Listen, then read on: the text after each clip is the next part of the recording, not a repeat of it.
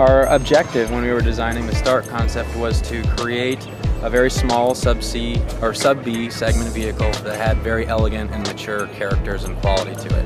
And we did that through a number of different elements on the exterior of the car.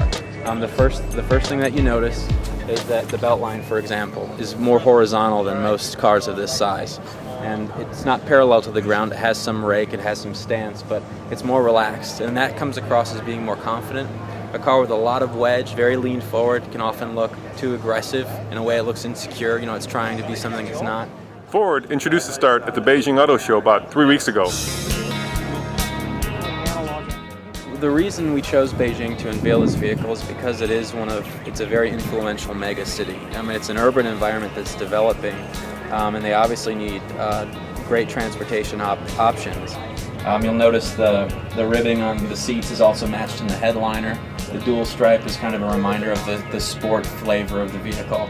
So what we did was we intentionally wrapped the rear lamps and the headlamps as far around the corners as we could. And your impression of the back of this car is that you're reading the rear end all the way to here. So when you stand behind it, your impression is that it's a very wide vehicle. What's your favorite part of the car? What are you particularly proud of? My favorite part of the car is probably, I like the side view. I think one of the biggest challenges in car design is doing a well-balanced side view. Yeah. What you want to do is work on the overhangs, and if you look, the car has very, very short rear overhang, and it has slightly longer front overhang. That's very hard to pull off successfully, and we worked very hard on that. But it gives you a lunging dynamic proportion. We talked about it's almost like a dog that's straining on a leash. It wants to be driven. It tells you that it's like, come and take me out. I'm ready to go. So it just gives it a nice character. You said there was like a first impression, second impression, and third impression that you were going for as well. Yep. When you're designing a vehicle, you want to focus on what we call first, second, and third read. Yeah. And that creates an enjoyable kind of viewing process for the consumer. The first read are the things that you can see from, let's say, 50 feet away. Yeah. You're going to notice the proportion, the center line, the rake of the windshield, the front overhangs. And at that point, hopefully an attraction is created where you approach the vehicle and you want to learn more, you want to see what's next. Second read would be things that I talked about earlier, like the belt line, the shoulder line, the way the graphics, headlamps and tail lamps are designed. Those would be second read cues. Third read, that's kind of the reward for taking the journey.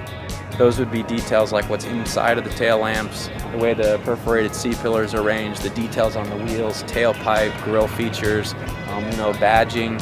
I'll show you something. Yeah, please do.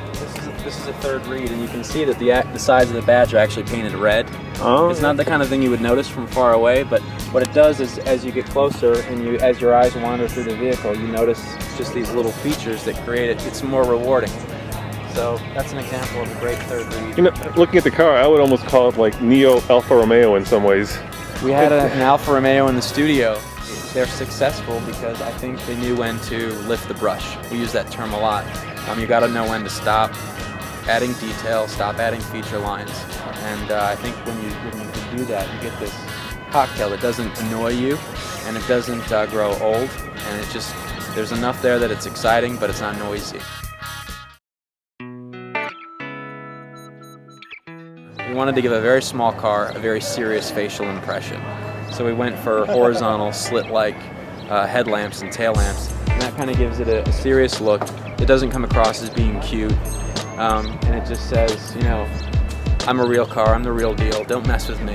It gives it a confidence. So there's a facial expression on every car, and if you go with something that's a very round organic lamp, it's large, the car's going to come across as looking surprised or scared.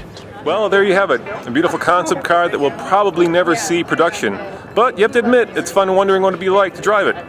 Urban Micah reporting for TFLcar.com.